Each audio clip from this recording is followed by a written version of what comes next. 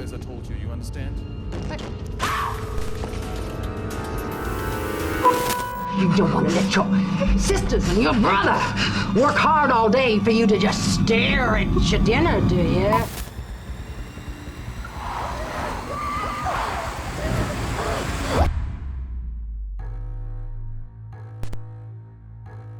«21 películas perturbadoras, 7 niveles.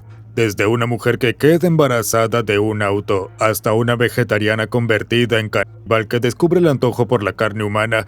Estas son 31 de las películas más perturbadoras jamás concebidas. Comenzaremos por algunas de las que tal vez hayas oído hablar para luego pasar a los títulos más oscuros y perturbadores que no conoces. Empecemos por la punta del iceberg. Aviso. Nivel 1. Hereditary, el legado del diablo. El legado del diablo de Ari Aster destaca como una obra maestra del terror moderno porque se niega a tomar el camino fácil. Mientras la mayoría de las películas de terror actuales dependen en exceso de los sobresaltos y la violencia gráfica, este film apuesta por algo mucho más inquietante. Una atmósfera persistente e inescapable de angustia.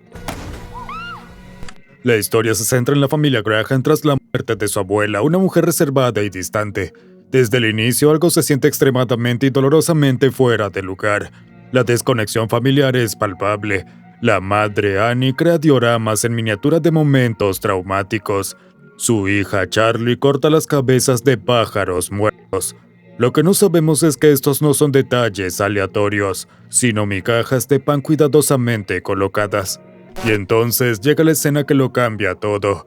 Unos 30 minutos después de haber comenzado la película, justo cuando creemos estar entendiendo hacia dónde va, Aster nos quita el piso por completo. Charlie asiste a una fiesta con su hermano Peter, que va a regañadientes y come un pastel con nueces, lo que desencadena una fuerte reacción alérgica. Peter, desesperado, la lleva a toda velocidad al hospital mientras ella jadea buscando aire, sacando la cabeza por la ventana para poder respirar. Pero un ciervo aparece en la carretera y Peter se ve obligado a dar un volantazo. En el caos, la cabeza de Charlie choca contra un poste telefónico y queda arrancada de su cuerpo. Instantáneamente, nadie podría haberlo visto venir. Lo que sigue es casi peor que la propia muerte. Peter, en un estado de shock, simplemente conduce hasta su casa y se acuesta en la cama, dejando el cuerpo de su hermana en el auto para que su madre lo encuentre a la mañana siguiente. La cámara se queda fija en el rostro de Peter, obligándonos a enfrentar la aterradora realidad de lo ocurrido, mientras escuchamos los gritos desgarradores de Annie al descubrir el cadáver de su hija. Lo que hace que esta escena sea tan efectiva no es la sangre, que en realidad es mínima, sino la completa ruptura de las convenciones del género de terror. La niña inquietante que parecía estar destinada a ser la villana de la historia es eliminada de golpe. Y a partir de ahí no tenemos la menor idea de qué viene después. Buenas noches, mamá, 2014. Desde el inicio, Buenas noches, mamá plantea una premisa profundamente inquietante. Dos hermanos gemelos regresan a su aislada y moderna casa solo para encontrar a su madre con el rostro cubierto por vendas quirúrgicas. Está fría, impredecible y propensa a arrebatos repentinos. No es la mujer que ellos recuerdan. Los niños Elías y Lucas se convencen de que la mujer detrás de las vendas no es su verdadera madre. El público no recibe contexto ni explicaciones, quedando atrapado en la misma incertidumbre que los gemelos, lo que de inmediato genera una sensación de incomodidad. La casa en sí misma es estéril y silenciosa. Los niños pasan su tiempo criando cucarachas en frascos de vidrio. Todo se siente extraño y perturbador. Mientras tanto, la conducta de la madre es errática. Los encierra en su habitación, los castiga físicamente y parece incapaz de mostrar el afecto que ellos recordaban. La tensión escala al punto en que los gemelos sienten que tienen que hacer algo. Así que la emboscan atándola a la cama. Lo que sigue es una secuencia lenta y metódica de tortura. Le queman la piel con una lupa, le pegan los labios con pegamento y le exigen que revele dónde está su verdadera madre. Der Lukas hat gesagt, wo ist unsere Mama? La cámara se detiene en su sufrimiento mientras el diseño sonoro hace que cada segundo se sienta insoportablemente real. No hay violencia estilizada aquí, sino una representación clínica despiadada del dolor y la impotencia. Y lo más perturbador, Son niños quienes infligen esta crueldad, lo que hace aún más desgarrador para nosotros como espectadores, deseando que se detengan incluso si tampoco confiamos en ella. De hecho, las reacciones del público ante esta secuencia fueron tan intensas que muchos la describen como mentalmente insoportable. Algunos incluso estuvieron a punto de abandonar la sala por el malestar que les causaba. La simpatía que antes estaba con los niños se desplaza de golpe hacia la madre, obligándolos a presenciar su sufrimiento a manos de sus propios hijos, todo basado en una simple sospecha. La película nos ha condicionado lentamente a dudar de lo que vemos, y al final terminamos cuestionando a los propios gemelos que apoyábamos. Solo entonces descubrimos que uno de los hermanos ha estado muerto todo el tiempo, y la historia entera no era más que una alucinación del sobreviviente. La madre había sido inocente desde el principio. Los Renegados del Diablo, 2005. Los Renegados del Diablo de Rob Zombie nos lanza de lleno en el sangriento caos que sigue una redada policial en la casa de la familia Firefly, un clan de asesinos en serie. Otis y Baby logran escapar mientras su madre es capturada por el sheriff Guidel, decidido a vengar la muerte de su hermano. Gentlemen, let's do what God made us to do. Refugiados en el motel Kahiki Palms, Otis y Baby se cruzan con una banda de country llamada Banjo and Sullivan. Los criminales toman a los músicos como rehenes en su propia habitación. Durante casi 30 minutos somos obligados a presenciar una tortura psicológica y física sin descanso. Otis obliga a Gloria, una mujer inocente, a desnudarse hasta quedar en ropa interior a punta de pistola, frente a su esposo que mira impotente mientras ella es amenazada y humillada. Pero eso es apenas el preludio. La brutalidad escala cuando Otis le arranca el rostro a una de las víctimas con un cuchillo. En cualquier otra película esto sería suficiente para horrorizarnos, pero Rob Zombie va más allá. Obliga a una mujer sollozante a ponerse la cara recién cortada de su esposo como si fuera una máscara mientras los demás observan aterrados. Otra víctima intenta escapar por la ventana del baño gritando por ayuda, solo para ser recapturada y castigada. En este mundo no hay escapatoria. El sheriff Guidel finalmente localiza a los asesinos, pero esta no es una típica historia de Hollywood. Él mismo se convierte en alguien tan sádico como su presa. Captura a la familia Firefly y los somete a su propio infierno. Les engrapa fotos de sus víctimas en el pecho, les clava clavos en las manos a Otis en un retorcido ritual religioso, burlándose mientras le pregunta si siente al Espíritu Santo. Los Firefly, gravemente heridos, logran escapar solo para enfrentarse a un bloqueo policial al amanecer. En lugar de rendirse, aceleran de frente hacia los oficiales, armas en mano, mientras suena Freebird en la radio en cámara lenta, acompañando su masacre final bajo una lluvia de balas. Al final, en el mundo de Rob Zombie, nadie sale ileso. Nivel 2. Cita de sangre, 2009. Cita de sangre comienza con Brent rechazando la invitación de Lola para ir al baile escolar. Podría parecer el típico inicio de una historia juvenil sobre crecer, pero esta no es ese tipo de película.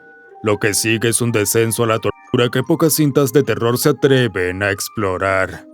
Porque la venganza de Lola no es solo apasionada, es metódica, practicada y familiar. Ella va a asegurarse de que él pague por este rechazo. Lola y su padre Eric secuestran a Brent, que despierta atado a una silla en una especie de baile de graduación falso. El primer acto de tortura deja claro el compromiso del filme con la brutalidad sin concesiones. Eric sostiene la cabeza de Brent hacia atrás mientras Lola le inyecta cloro directamente en las cuerdas vocales. Brent ya no puede gritar, igual que las otras víctimas de Lola. Literalmente ya no puede rechazarla porque no puede decir que no. Como buen protagonista de terror, Brent intenta escapar, pero cuando falla es arrastrado a un tormento demencial. Le clavan cuchillos de cocina en los pies como si fueran clavos, martillados con la indiferencia de Eric mientras Lola se sienta sobre su regazo. Luego le echan sal en las heridas abiertas del pecho solo para aumentar su sufrimiento. Y entonces llega la verdadera revelación del horror familiar. La presencia de Bright Eyes, la madre lobotomizada de Lola, se había insinuado desde las primeras escenas, pero no lo entendemos hasta que es demasiado tarde. La cicatriz circular en su frente cuenta toda la historia antes de que la trama lo confirme. Lola planea lobotomizar a Brent como venganza por rechazarla. La escena es tan atroz como suena. Es difícil de mirar. Pero cuando perfora el cráneo de Brent, descubrimos que este no es su primer intento. Una trampilla revela un sótano lleno de víctimas anteriores, todos lobotomizados, todos hambrientos, todos vivos. Esos muchachos tampoco fueron el indicado para Lola. Todos la rechazaron y ella los descartó, guardándolos como trofeos bajo el piso. El procedimiento de lobotomía se presenta como algo casi rutinario para esta familia, una tradición macabra que repiten con sus seres queridos, creando un ciclo interminable de violencia. Cuando finalmente esos seres lobotomizados se vengan de Eric, devorándolo en un frenesí de hambre, no se siente como justicia, solo como lo inevitable. Brent estaba condenado desde el primer momento en que Lola lo vio. Nunca tuvo una oportunidad. Crudo, 2016. Crudo, de Julia Ducournau, lleva a los espectadores a través de la inquietante transformación de Justine, una estudiante de primer año de veterinaria criada bajo un estricto vegetarianismo. Durante un ritual de iniciación, los alumnos mayores la obligan a comer un riñón de conejo crudo. Ese acto aparentemente pequeño despierta algo en su interior. Ah ouais, pas mal. Vous avez des allergies particulières? Non, je crois pas. Pronto desarrolla un sarpullido severo y un deseo voraz por la carne. Al principio se esconde para comer hamburguesas, avergonzada por romper su vegetarianismo de toda la vida. Pero pronto la carne animal deja de ser suficiente. No basta. Necesita algo más. Justine comienza a saquear el refrigerador por la noche devorando pollo crudo directamente del paquete. Su hambre crece con una ferocidad animal. Durante un beso apasionado arranca un pedazo del labio de un chico, probando por primera vez la carne humana. Lo peor es que le gusta. La película alcanza su momento más infame cuando su hermana Alexia intenta hacerle una depilación con cera en bikini. El procedimiento sale terriblemente mal. Alexia se corta accidentalmente un dedo con unas tijeras y se desmaya por el shock. Justine, en pánico al inicio, ve el dedo cercenado y la sangre que lo rodea. Duda un instante y luego lo toma. Y sabemos lo que sigue. La cámara no se aparta. Justine primero prueba la sangre, luego comienza a morder el dedo. Cuando Alexia recobra la conciencia, la sorprende a mitad del festín, cubierta en sangre y sin rastro de vergüenza. Desde ese momento se vuelve insaciable. Descubre que necesita probar sangre para disfrutar de su intimidad con sus parejas, o despierta solo para darse cuenta de que ha arrancado un trozo de carne de su amante mientras dormía. No hay música dramática ni edición estilizada, todo se muestra de manera metódica, casi casual, mientras Justine se entrega a sus impulsos. La película obliga al espectador a enfrentar el canibalismo no como un monstruo lejano, sino como un instinto primitivo que emerge dentro de ella. Más tarde descubrimos que este hambre corre en la familia, lo que sugiere que Justine siempre estuvo destinada a esta transformación. Su vegetarianismo era solo una forma temporal de retrasar una necesidad biológica que nunca supo que tenía. Titán, 2021. Cuando Titán se estrenó, rápidamente se convirtió en el centro de muchísima discusión en festivales de cine alrededor del mundo por lo atrevida y extrema que es. La película comienza con Alexia, una bailarina en exhibiciones de autos cuya fractura de cráneo en la infancia reparada con una placa de titanio la dejó desconectada de la humanidad y extrañamente atraída por las máquinas. Y a pas de risque que la plaque bouge en sa tête, hein? Sauf en cas de choc violent. C'est très solide. C'est en titane. En un momento de violencia repentina, Pardon, je voulais te dire, je crois que je suis tombé amoureux de toi en fait. Alexia asesina a un fan obsesivo con un pasador para el cabello y luego se refugia en un Cadillac, donde tiene un perturbador encuentro sexual con el auto, quedando embarazada de un feto híbrido que empieza a corroer su cuerpo con rapidez. Seguro que no te esperabas eso. Pronto aceite de motor comienza a filtrarse de sus pechos y genitales manchando su ropa y su piel. En un intento desesperado por interrumpir el embarazo, se introduce el mismo pasador ensangrentado con el que mató a su víctima directo en el cuello uterino, pero el hijo metálico no muere. Con el crecimiento del feto, placas de titanio dentadas brotan bajo su piel, deformando su silueta. Alexia envuelve su torso con vendas para ocultar la inflamación, pero el aceite se escurre mientras duerme y hasta cuando se ducha. Una comezón insoportable en el abdomen la lleva a desgarrarse a sí misma, revelando una cavidad palpitante que gotea un fluido negro. Si c'était toi qui pouvais pas pleurer ton gosse, qu'est-ce que tu ferais? A cada paso, la película se vuelve más repulsiva y surreal.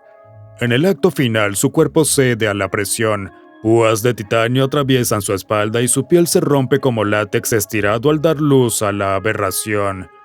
El bebé es una masa retorcida de carne y metal, pero está vivo. Alexia, en cambio, se desangra junto a un camión de bomberos con el que antes había tenido sexo. La cinta cierra con el primer llanto de la criatura, un chirrido metálico mientras su padre adoptivo lo sostiene en brazos.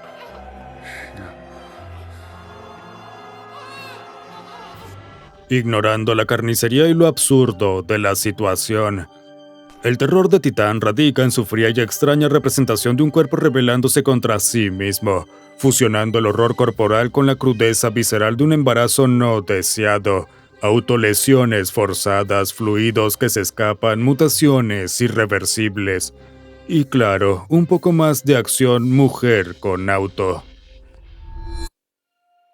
Alta Tensión, 2003. Alta Tensión nos presenta a Marie y Alex, dos amigas universitarias que llegan al aislado rancho familiar de Alex para pasar un fin de semana estudiando. Moi, je me flinguerais si je devais habiter toute l'année au milieu des champs. Puis de toute façon, on n'est pas là pour sortir, hein, on est là pour bosser, ma vieille. El escenario es un clásico de terror, un lugar remoto sin ayuda cercana con la oscuridad escondiendo peligros. Creemos haber visto esta película antes. La tensión se construye con un ritmo implacable. Después de una tranquila cena que establece las dinámicas familiares, una furgoneta misteriosa llega en la noche.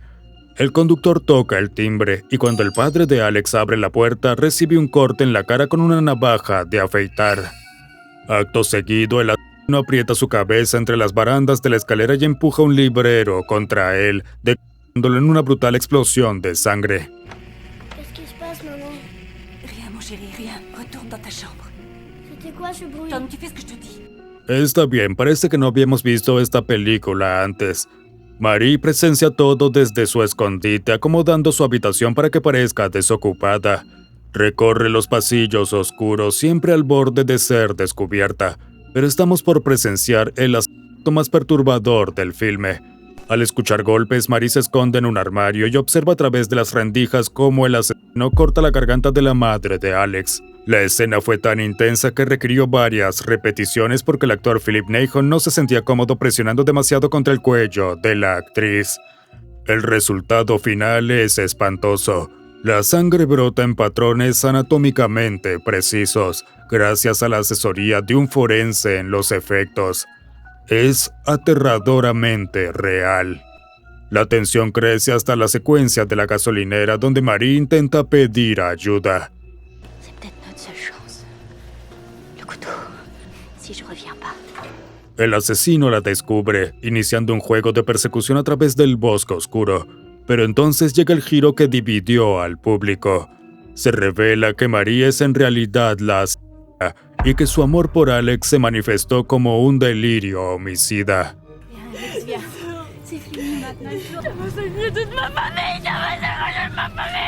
Esta revelación recontextualiza todo lo que hemos visto, obligándonos a repensar la historia bañada en sangre desde una perspectiva totalmente distinta.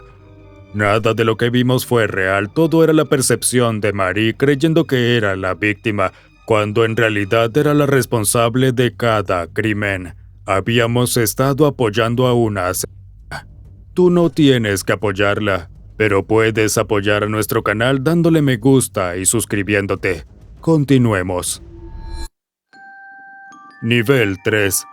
Venice Video, 1992.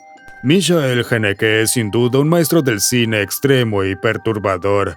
Su película de 1992, Venice Video, es sin lugar a dudas una de sus más desafiantes. Conocemos a un chico de 14 años obsesionado con grabar y ver material en video. La película abre con imágenes granuladas de un cerdo siendo sacrificado con una pistola de perno, una escena que Benny rebobina y mira repetidamente. Por sí sola ya es inquietante, pero esto no es simulado. Haneke utiliza imágenes reales de un matadero y se nota, esta no es la típica película de terror. Benny vive en un departamento estéril en Viena rodeado de equipos de video comprados por sus padres adinerados y emocionalmente ausentes. Su cuarto es una fortaleza tecnológica llena de monitores, grabadoras y cintas que funcionan como una barrera entre él y cualquier conexión humana genuina. Cuando sus padres se van el fin de semana, Ben invita a una chica que conoció fuera de una tienda de videos a su departamento. Después de mostrarle la grabación de la matanza del cerdo, la revela la pistola de perno robada usada en la grabación. Lo que empieza como una torpe interacción adolescente se convierte en horror cuando Benny le dispara con el arma, matándola al instante. Pero el asunto no se muestra de manera directa, sería demasiado simple. En su lugar, Haneke nos obliga a verlo a través de un monitor conectado a la cámara de Benny, tal como él querría. No es una muerte limpia, la chica no fallece de inmediato. Solo escuchamos sus gritos mientras Benny dispara 2 veces más para rematarla. Con la tarea hecha, limpia el departamento meticulosamente, esconde el cuerpo y sale con sus amigos. Más tarde se rapa completamente la cabeza. Cuando sus padres regresan, él simplemente les muestra el video del asesinato, como si estuviera orgulloso de la película que acaba de filmar. La respuesta de los padres es igual de perturbadora. No hay indignación moral, solo un enfoque pragmático. Deciden deshacerse del cuerpo mientras envían a Benny a Egipto con su madre, manteniéndolo lejos del problema en casa. La cámara de Haneke mantiene una mirada fija e implacable durante estas conversaciones, haciéndonos testigos incómodos de este momento horrorífico. La película no ofrece explicaciones psicológicas ni catarsis emocional de ningún tipo. En cambio, nos involucra como espectadores en un examen de la violencia mediática y la desconexión emocional. Los planos largos y estáticos de Haneke nos impiden escapar del horror, obligándonos a confrontar nuestras propias tendencias voyeristas. Él es el maestro del voyerismo incómodo. Trouble Every Day, 2001. La película de Claire Denis lanza de inmediato al espectador al perturbador mundo de Shane y Corey. 2 personas aquejadas por una misteriosa condición que transforma sus deseos en una sed de sangre hiperviolenta. La cinta comienza con Shane y June, 2 estadounidenses recién casados llegando a París para su luna de miel. Pero detrás de la fachada de su esposo amoroso, Shane oculta impulsos violentos que lucha por controlar. En el avión besa tiernamente a su esposa, pero luego se encierra en el baño donde lo abruman visiones de ella cubierta de sangre. Es un shock repentino y difícil de ignorar. Mientras tanto, en París, Corey vive prisionera en su propia casa. Su esposo Leo, médico y ex colega de Shane, deja tapiadas las puertas y ventanas para mantenerla contenida. Pero a diferencia de Shane, Corey ha cedido por completo a su condición. Se escapa regularmente atrayendo hombres a su muerte. Es un animal salvaje y no puede ser enjaulada.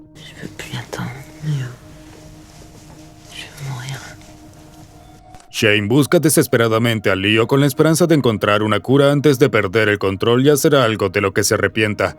Resulta que ambos compartieron un pasado realizando peligrosos experimentos sobre la libido humana que derivaron en su estado actual. Right. Corey Codrine. Mrs. Leo Semeno. That's right. Pero mientras Shane lucha contra sus impulsos, Corey los abraza con gusto. En lo que tal vez sea la escena más famosa de la película, un joven logra entrar a la casa de Corey arrancando las tablas que la mantenían encerrada. Ella lo recompensa por liberarla, levantando lentamente su bata en un acto de seducción. Pero por supuesto, lo que comienza como un encuentro consensuado rápidamente se convierte en terror. Tras la pasión inicial, Corey lo inmoviliza y comienza a devorar su carne, convirtiendo sus gemidos en gritos mientras juguetea con los trozos de piel arrancada entre sus dedos y lame con placer la sangre de sus heridas. Ella disfruta de esto porque consiguió a su presa. La resistencia de Shane eventualmente se quiebra. Después de acechar a la mucama del hotel, la ataca de manera brutal tal como lo hace Corey. La película simplemente muestra todos estos actos sin juicio ni explicación, dejando ver cómo el deseo y la violencia se entrelazan en sus vidas. Ni siquiera hay un intento mínimo de aclarar el porqué o de ofrecer motivación. Se nos obliga a enfrentar los impulsos más primitivos de la humanidad despojados de las dignidades de la sociedad. Thanatomorphose, 2012. Thanatomorphose es una película canadiense de horror corporal que empuja al espectador a un estado de incomodidad abrumadora que ni siquiera es fácil de explicar. El título proviene de una palabra helénica que significa signos vitales de descomposición causados por la muerte, lo cual, siendo honestos, resume perfectamente la premisa central del filme. La historia sigue a Laura, una joven introvertida que, tras encuentros sexuales con su violento novio Antoine, comienza a notar que algo muy malo pasa con su cuerpo. Todo empieza con una mancha roja en la ingle, luego una uña que se le cae en la regadera y manchas moradas en su espalda. Estos síntomas iniciales rápidamente escalan a una descomposición total mientras ella sigue viva y consciente. Ella es un cadáver viviente. Esto es lo que hace que la película sea particularmente perturbadora, su retrato implacable de la degradación física de Laura, ya que muestra cada etapa de su putrefacción mientras los efectos se extienden por todo su cuerpo como un mapa extraño. Pero en lugar de buscar ayuda médica, Laura acepta su condición como si fuera algo inevitable. Empieza a documentar su descomposición, fotografiando su deterioro y guardando sus partes caídas en frascos. En una de las secuencias más horribles jamás filmadas, se arranca deliberadamente la piel podrida, dejando al descubierto el músculo y el hueso debajo. Pero no entra en pánico, solo se observa con un interés extraño, como si estuviera fascinada con lo que ve. De ahí en adelante su cuerpo queda totalmente dominado por lo repugnante. Encuentra larvas devorando su carne y las retira con pinzas. Pierde control de sus funciones corporales mientras sus órganos internos se desintegran. Su vida se vuelve cada vez más insoportable. Los efectos prácticos son increíblemente realistas, generando imágenes que revuelven el estómago y nos recuerdan los débiles y frágiles que somos. Estamos condenados a descomponernos, pero qué tan cómodos estemos con esa idea define cómo lo afrontemos. 100 Tears, 2007. 100 Tears se filmó en 2007 con aproximadamente $75,000, un presupuesto diminuto para un slasher dirigido por un artista de efectos especiales, quien logró que la cinta recibiera la clasificación NC-17 por su violencia gráfica sin concesiones. La película de hecho abre con su secuencia más notoria.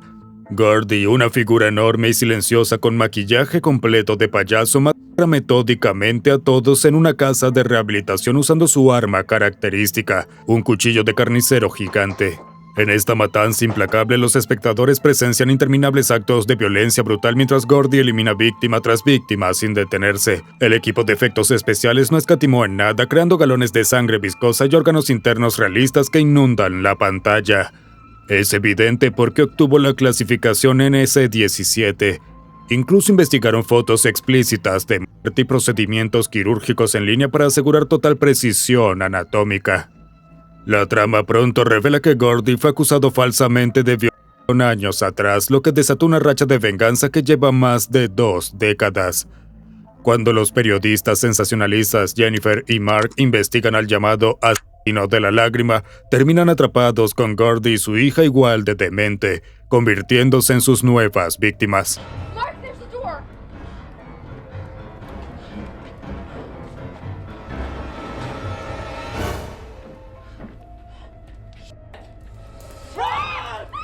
Lo que hace que la violencia sea especialmente perturbadora es que no hay ningún tipo de comentario moral. No hay esfuerzo por justificar o explicar por qué hace esto. Claro, lo acusaron de agresión, pero la película simplemente deja que los asesinatos ocurran. Con frecuencia las escenas están acompañadas de música de carnaval o techno duro, creando un desconcertante contraste entre la banda sonora festiva y la carnicería en pantalla. Es como si la película celebrara su propia violencia, como un payaso en un circo. Nivel 4. The Afflicted, 2011. The Afflicted se adentra en la espeluznante historia real de Teresa Knorr, una madre que distorsionó sus creencias religiosas para justificar el tormento hacia sus propios hijos. La película abre con Maggie golpeando a su esposo Hank hasta matarlo con un bate de béisbol luego de que él amenaza con quitarle a los niños. En vez de admitir lo que hizo, simplemente les dice a sus hijos que él se fugó con su amante. A partir de ahí, Maggie se hunde en un frenesí religioso, obsesionada con un televangelista al que llama el profeta vaquero. Pero a medida que el dinero escasea, Maggie recurre a la desesperación, obliga a su hijo a trabajar y prostituye a su hija, Carla. Sick. I am not sick. I am practical, and you're going to provide for this family. So I want you to clean yourself up. Put on something sexy. Su estado mental se desmorona rápidamente y lo único que podemos hacer es observar cómo sus delirios religiosos se intensifican junto con su alcoholismo. Su hija Katy es la que recibe el peor abuso. Maggie, viéndose a sí misma como algo horrendo, proyecta su propio odio en Katy, obligándola a consumir comida enlatada mezclada con manteca como castigo. Cuando Katy finalmente se defiende, Maggie le dispara en el hombro y la encadena en la bañera. You don't want to let your sisters and your brother work hard all day for you to just stare at your dinner, do you? Para Maggie, claramente Katy no es humana, y mucho menos su hija. Aún así, en un intento torcido de ayudarla, Maggie le practica una especie de cirugía improvisada para sacar la bala, dándole vodka y pastillas como anestesia. Este procedimiento espantoso termina matando a su hija. Todo esto ya es difícil de presenciar, pero los crímenes reales de Teresa Knorr fueron aún más impactantes. Asesinó a sus dos hijas, que mató viva a una después de dispararle y dejando morir de hambre a otra encerrada en un closet. Los hijos sobrevivientes fueron obligados a ayudar a deshacerse de los cuerpos de sus hermanas, un castigo impensable y sin justificación. Lo que hace de Afflicted tan perturbadora no es solo la violencia, sino como Maggie manipula su retorcida interpretación de la Biblia para excusar sus actos, buscando cualquier pretexto para justificar lo injustificable: haber destruido la vida de sus hijos. Bad Boy Bobby, 1993. Durante 35 años, Bobby ha vivido encerrado en una sola habitación. Su madre Florence lo convence de que el aire exterior es tóxico, usando una máscara de gas cada vez que sale para reforzar esta mentira descarada. Can't come outside, 'cause no gas mask. Bobby, die! Lo baña como a un niño, le da pan con azúcar y luego lo utiliza sexualmente como si fuera parte de una rutina cotidiana tan normal como cepillarse los dientes. Pero Bobby es completamente inepto y no tiene idea de cómo lidiar con el mundo que lo rodea. Cuando su gato se vuelve problemático, lo envuelve en plástico de cocina hasta que deja de moverse. Esa es la primera señal de que algo malo está por suceder. Parece que empieza a perder contacto con sus propios instintos. La película se vuelve más perturbadora cuando aparece Harold, el padre distante de Bobby. Vestido como sacerdote, se burla de la fragilidad mental de su hijo y alienta a Florence a golpearlo, lo cual ella hace sin dudar. El abuso escala hasta que una noche, después de que ambos padres se desmayan borrachos, Bobby toma el mismo plástico con el que envolvió a su gato y decide vengarse. Primero se acerca a su padre inconsciente. La cámara permanece fija en él mientras cuidadosamente envuelve la cabeza de Harold con el plástico, cortándole el aire con la misma curiosidad que mostró con el gato. Ni siquiera parece registrar lo que está haciendo. Después de matar a ambos, sale al exterior y descubre que el aire no era venenoso después de todo. Es su primera revelación en un mundo que no comprende. En este nuevo mundo es golpeado, encarcelado y maltratado una y otra vez. Sin embargo, aprende a moverse en la sociedad, imitando con precisión lo que observa.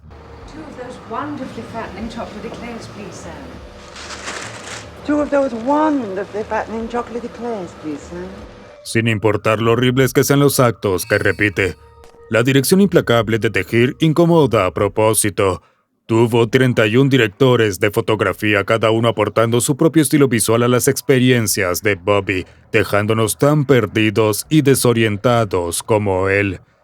Este enfoque fragmentado refleja la visión fracturada que tiene de la realidad. Él es un monstruo solo porque antes fue una víctima, y ahora nos toca a nosotros tratar de entender este mundo misterioso tal como él lo hace. Estamos literalmente dentro de su cabeza. House of Flesh Mannequins, 2009. El fotógrafo Sebastian Rhys vive en aislamiento, tratando a su cámara como una extensión de sí mismo. Víctima de abuso infantil, fue utilizado como sujeto en los experimentos de privación de sueño de su padre, cada momento registrado en cinta. Como todo psicópata de cine, esta infancia traumática lo moldeó para ser un fotógrafo perturbado que ahora trabaja para el repulsivo señor Canoluti, capturando escenas sangrientas de accidentes y filmando videos snuff para una clientela subterránea de la que realmente no queremos saber nada. Television is the best example of what a sick society we have become. A society interested only in corruption, voyeurism, addicted. Pero el mundo de Sebastian cambia cuando Sarah Rock se muda a su edificio. Ella es joven, hermosa y está inexplicablemente interesada en su oscuro trabajo fotográfico. Did you do this? Yes, I put it all together. If this is where you work, I can't wait to see what you're working on. Lo que empieza como curiosidad rápidamente se transforma en algo mucho más tenebroso, sangriento y horripilante. La película se desarrolla en 3 actos, difuminando la línea entre la realidad y las alucinaciones de Sebastian. Entre encuentros incómodos con Sarah, Sebastian frecuenta un lugar bizarro llamado la Casa de los Maniquíes de Carne, un teatro de peep show donde satisface sus impulsos más voyeuristas. Ahí, amputados y artistas con cámaras de gas participan en actos perturbadores mientras Sebastian observa, siempre con la cámara lista para capturar esas escenas repulsivas. Una de las secuencias más horribles involucra a una mujer sometida a un procedimiento insoportable. Una hoja es lentamente empujada a través de sus 2 senos, conectándolos por completo. La cámara no se aparta mientras la herramienta se gira a mano como si fuera un taladro, creando una visión genuinamente repulsiva que la película se niega a cortar. Si Sebastian mira, nosotros también tenemos que mirar. El filme incluso incorpora metraje real de practicantes de modificación corporal que se cortan a sí mismos frente a la cámara, mezclando horror ficticio con dolor auténtico y perturbador. Nunca estamos del todo seguros si lo que vemos es real o actuado. A medida que Sarah se adentra más en el mundo de Sebastian, su agarre sobre la realidad se debilita. Those images, that film, isn't that just a movie? Is it? No. I made a mistake. Su pasado traumático y sus obsesiones presentes chocan en un final pesadillesco lleno de imágenes surrealistas, incluyendo a Sebastian siendo devorado por enanos armados con cucharas. Las fronteras entre sus películas, recuerdos y realidad se disuelven por completo, dejándonos atrapados en su mente fracturada. Un lugar sumamente horrible para estar. The Gateway Mid, 2008. The Gateway Mid sigue a una familia satanista que vive en un pueblo pesquero costero. Marcus lucha con las expectativas que recaen sobre él tras la muerte de su padre. Su padre satanista muere intentando abrir un portal al infierno, y ahora Marcus debe continuar con esta sangrienta misión, lo quiera o no. La película no pierde tiempo en mostrarnos el compromiso de esta familia con su causa. En una escena particularmente inquietante, la pequeña Sofía, hija de Marcus, pasea en bicicleta dentro de la casa hasta que descubre un cuarto lleno de cadáveres ensangrentados. Pero en lugar de aterrorizarse, parece sentir curiosidad. Su padre alimenta esa curiosidad ofreciéndole la oportunidad de pintar con algo distinto a la pintura común. Are you ready to finger paint? Something else besides paint? I do. Sofía entra con asombro infantil y rodeada por el resultado de los asesinatos, incluso prueba la sangre de las víctimas. Es un momento inocente que nos deja completamente horrorizados. Porque en esta película el satanismo es literalmente el motor detrás de cada acto violento. Marcus cree que estos sacrificios le darán poder y le permitirán abrir el portal infernal que su padre intentó abrir desesperadamente, y su hija podría ser la clave. En otra escena, ayuda a su hija a dispararle en la cabeza a un cautivo llamado Bartow, bañando de sangre sus pinturas. Ella ríe mientras dispara otra vez como si fuera solo un juguete. Más tarde sugiere con naturalidad: matas a mucha gente, papi. Como si esta horrenda tradición familiar ya hubiera sido adoptada no solo como algo normal, sino algo divertido. Es raro encontrar una película donde un niño participe voluntariamente en asesinatos así, pero sin duda deja una fuerte huella en todo el que la ve. Beyond the Limits 2003. Beyond the Limits comienza con la periodista Vivian buscando una entrevista con Frederick, el cuidador de un antiguo cementerio. A partir de ese momento, la película se divide en dos historias interconectadas de violencia extrema. La primera historia inicia en una elegante escena organizada por un mafioso, interrumpida por Mortimer y Rick, dos asesinos sádicos que buscan una reliquia misteriosa y respuesta sobre un cargamento de drogas robado. Mortimer transforma por completo la elegante escena en una cámara de tortura.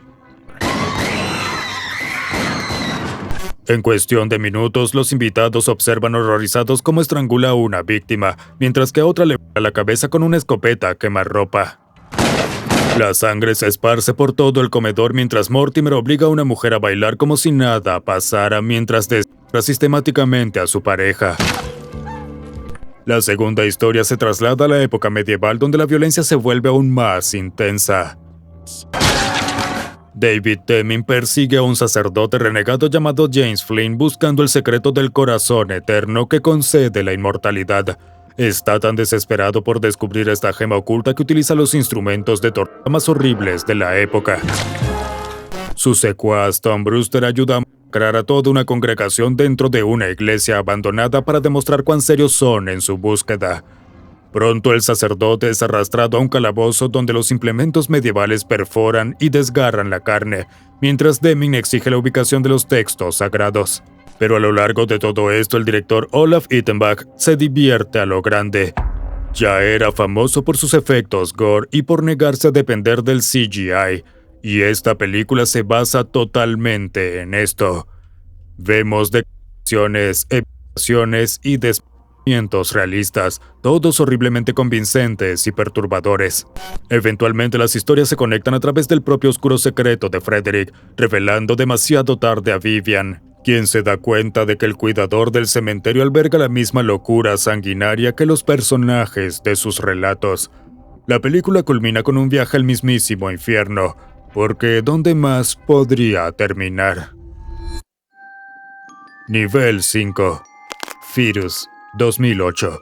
En la película de bajo presupuesto de terror Fetus, dirigida por Brian Pauling, somos testigos de la caída a la locura de un hombre devastado por la pérdida. En un giro de destino verdaderamente terrible, Kevin pierde tanto a su esposa Sarah como a su hijo no nacido durante una cesárea fallida. Incapaz de procesar este trauma, se sumerge en la soledad y la obsesión, todo impulsado por su dolor no resuelto. La película sigue la degradación de Kevin mientras primero intenta contactar a su familia fallecida por medios convencionales. Comienza a ver extrañas apariciones a través de su cámara de video, lo que parece ser un tipo de entidad infantil rondando su hogar, posiblemente su hijo no nacido. Estos intentos fallidos lo convencen de que algo está allí, y lo empujan hacia métodos más oscuros. Kevin visita una tienda local de ocultismo donde compra un libro de nigromancia, un tomo antiguo que requiere sacrificios de sangre y actos rituales para funcionar correctamente. Comienza apuñalando al personal médico que culpa por la muerte de Sarah, considerándolos responsables y totalmente prescindibles. Secuestra agresivamente a sus víctimas, realizando procedimientos horribles, desgarrar a uno vivo, perforar el cráneo de otro, lo que sea necesario para intentar recuperar su vida. Lamentablemente, cada ritual falla en traer de vuelta a Sarah, pero arrastra a Kevin más profundamente hacia la depravación. Su desesperación lo lleva a un acto horrible de agresión sobre el cadáver de una víctima femenina. Como si eso no fuera suficiente, el cuerpo da a luz de alguna manera cabezas desmentidas, mostrando hasta dónde ha llegado su colapso mental. Sarah? Kevin no se detiene. Construye un dispositivo extraño incorporando partes de cuerpos recolectadas intentando su ritual final. Contra todo pronóstico logra traer de vuelta a Sarah, pero ella regresa como una masa deformada y burbujeante que apenas se parece a su esposa. Peor aún, las acciones de Kevin invocan a una entidad demoníaca. En una secuencia verdaderamente impactante, Kevin experimenta un grotesco nacimiento a través de sus genitales mutilados mientras el demonio le arranca la parte superior de la cabeza.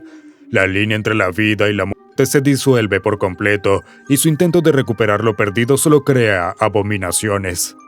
Su obsesión se ha transformado en algo horrible, muy lejos del amor que esperaba. Robert's Lover, 1996. Robert's Lovers se desarrolla en un laboratorio secreto donde científicos realizan brutales experimentos psíquicos sobre sujetos no voluntarios. En este filme japonés de horror cyberpunk de 1996, el director Shoshin Fukui construye su narrativa sobre una idea. El poder psíquico se manifiesta cuando el sufrimiento mental supera al dolor físico. Los científicos Motomiya y Hitotsubashi buscan desarrollar habilidades telepáticas en los sujetos de prueba, llevándolos más allá de los límites humanos normales. Comienzan secuestrando personas sin hogar en las calles, inyectándoles una droga llamada éter y sometiéndolos a tortura sensorial extrema.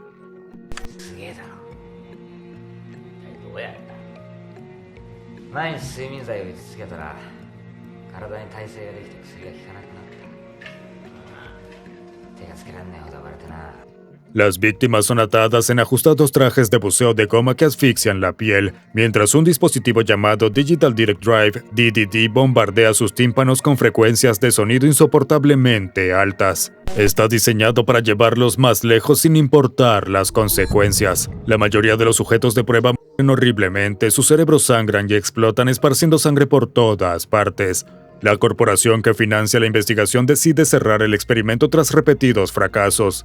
Humillada por el tiempo y dinero desperdiciados, y envían a una secretaria llamada Kiku para clausurar la operación. Pero los científicos desesperados se niegan a detenerse. Capturan a Kiku y a su antiguo colega Shimika usándolos como sus próximos sujetos de prueba. El inestable Motomiya se abalanza sobre Kiku mientras su socio asegura a Shimika en el traje de goma e inyecta enormes cantidades de éter, a pesar de conocer todo el daño causado hasta ese momento. Esta vez, sin embargo, algo sale terriblemente bien con Shimika. La combinación de drogas, privación sensorial y tortura sonora desbloquea poderosas habilidades psíquicas. Se convierte en una fuerza peligrosa con poderes telequinéticos, buscando vengarse de sus torturadores. A medida que se desarrolla la carnicería, la cinematografía en blanco y negro hace que la sangre parezca negra como el carbón, haciendo que la violencia sea aún más perturbadora. Parece algo mecánico, como si sus experimentos ya metódicos fueran simplemente engranajes funcionando. Ingeniería magistral. Nivel 6. A Perfect Child of Satan. 2012.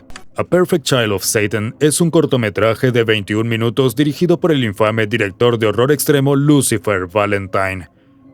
Valentine es mejor conocido por su extrema trilogía Vomit Gore, pero en esta película cambia un poco de enfoque, más o menos.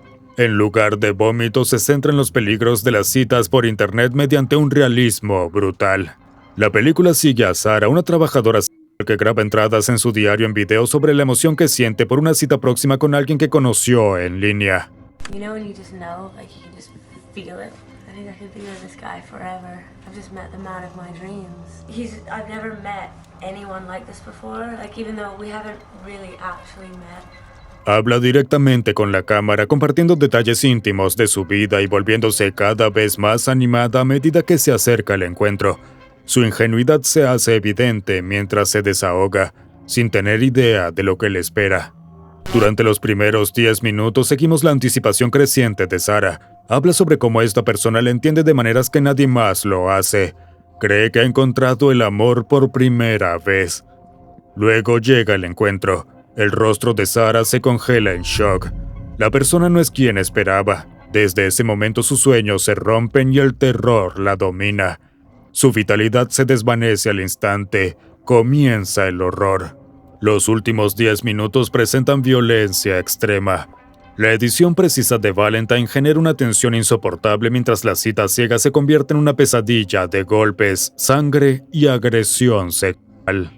La cámara no se aleja de las representaciones gráficas de bestialidad humana y violación, como lo describe un crítico. El atacante de Sarah revela su verdadera y sádica naturaleza a medida que la violencia se intensifica con cada minuto que pasa. Somos testigos de una brutal transformación de lo que Sarah creía sería una conexión amorosa a un tormento infernal que encarna los peores temores sobre los depredadores en Internet. Nivel 7.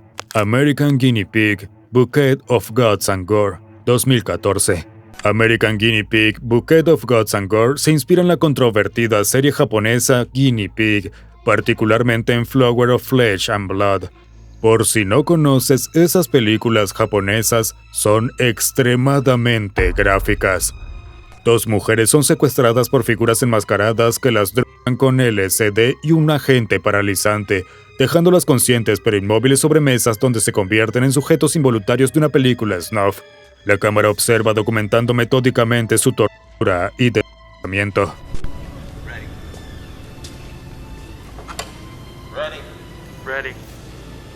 La película fue filmada principalmente con cámaras Super 8 y VHS, y la estética granulada y degradada imita la apariencia de películas snuff auténticas. Los cineastas incluyen intencionalmente momentos en los que los asesinos se quedan sin películas y recargan las cámaras, creando un ritmo inquietante de pausas y reanudaciones que aumenta el realismo. De repente nos convertimos en participantes bulleristas en lugar de observadores pasivos. Estamos involucrados. Let me congratulate you on being picked for this honor. Your sacrifice will not be in vain. Los efectos especiales creados por Marcus Koch logran un nivel perturbador de realismo. Las secuencias más notorias del filme muestran el desmembramiento sistemático de una víctima aún viva. Tras amputarle la mano y colocarla sobre su pecho, el torturador procede a amputarle el pie y luego cierra metódicamente ambas piernas. La cámara se detiene en el músculo y los huesos expuestos, capturando los detalles viscerales de la mutilación. La secuencia culmina en tal vez el momento más perturbador de la película. El torturador abre el abdomen de la víctima y extrae lentamente sus intestinos, sacándolos mano sobre mano como una larga cuerda sangrienta. Y aún así, después de todo esto, la película guarda un último giro repugnante para horrorizarnos. You're doing this for a reason, all right? You know that we have your kids. You know that we have your children. And what happens to them depends on your performance tonight. A pesar del trauma extremo, la víctima permanece parcialmente viva, con la lengua aún moviéndose mientras sus verdugos le agradecen por su participación.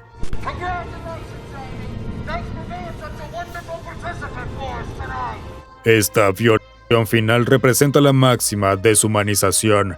Para estas personas ella nunca fue humana, solo material crudo para entretenimiento. Maruta 2, Laboratorio del Diablo, 1992. Maruta 2, Laboratorio del Diablo sigue siendo una de las representaciones más implacables de los crímenes de guerra japoneses cometidos durante la Segunda Guerra Mundial.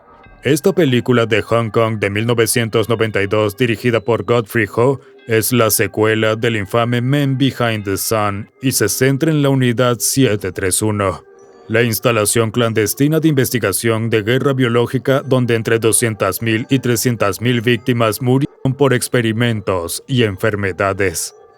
La película se centra en un joven médico japonés llamado Morishima, quien se horroriza ante los experimentos que se realizan en la Unidad 731. Su crisis moral se intensifica cuando su prometida llega disfrazada de prisionera china, lo que lo lleva a planear desesperadamente liberar el campo y finalmente hacer lo correcto.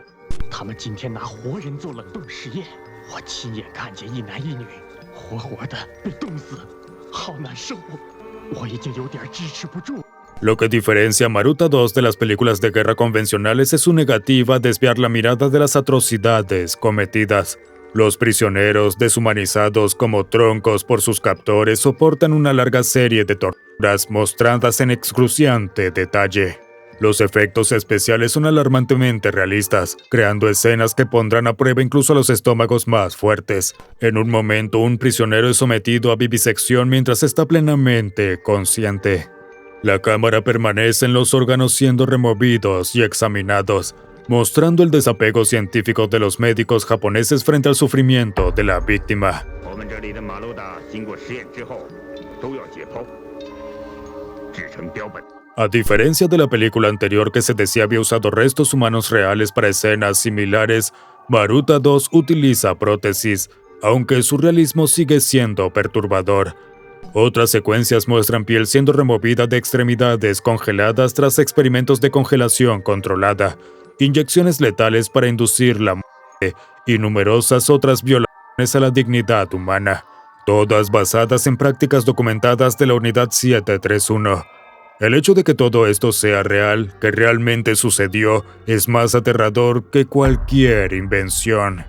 La película intenta introducir una narrativa sobre el despertar moral en medio de estos horrores, pero la historia de amor entre Morishima y su prometida se siente fuera de lugar y abrumada por el catálogo de crueldades.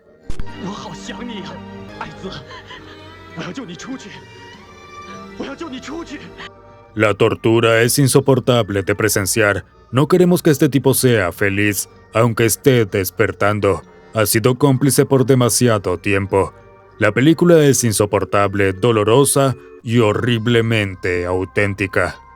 Si aún quieres más contenido perturbador de series y películas, ¿por qué no echas un vistazo a este video de los realities más perturbadores?